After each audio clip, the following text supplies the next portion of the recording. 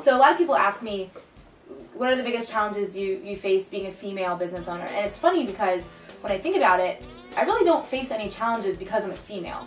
It's because I'm young. And I think that that's a misconception. You know, it's not hard to do business as a female. It's my age that's been the biggest challenge by far. I was denied for a loan several times because I didn't have any credit. You know, I walk into a room and sometimes people look at me like, she can't possibly be the person I'm meeting with, she's so young, or can I talk to your boss? And I'm the boss. So it's getting past that age and realizing that, you know, you can do anything you put your mind to, and just being confident in yourself. And if you can do that, you can easily get through that issue.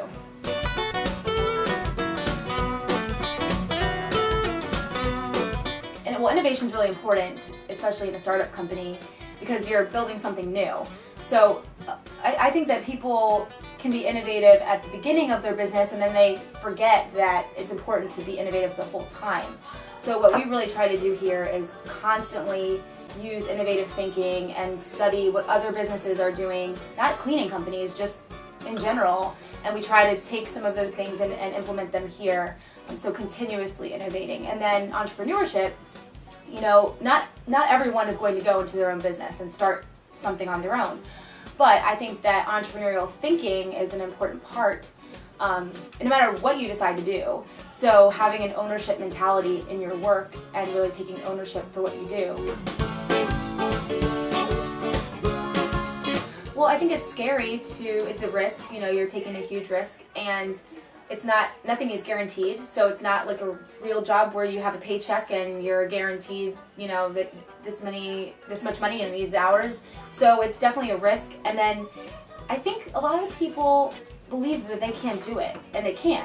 You know, it's definitely hard to do something on your own, but there's so many resources available and it's the networking community here especially makes it so easy to go out there and do something like this. So I just think that it's something they personally need to get over, that they need to believe in themselves and just go out there and do it. And I always say, well, what's the worst thing that could happen? It doesn't work. And then you've learned something, and you've probably had a lot of fun doing it, and maybe it leads to your next idea, because most people fail 5 times before they have a good business that actually works. I mean, this is probably overplayed, but you have to be passionate about what you're doing, because it's hard work and you're going to feel like you want to give up, and probably not going to be able to take a paycheck for the first few years.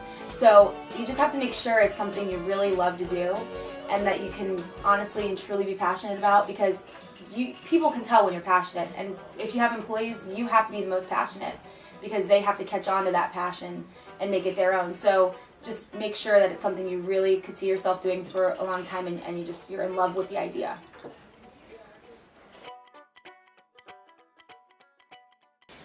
When you look at what people want in a job, it's funny because their pay is actually not even in the top 10 things.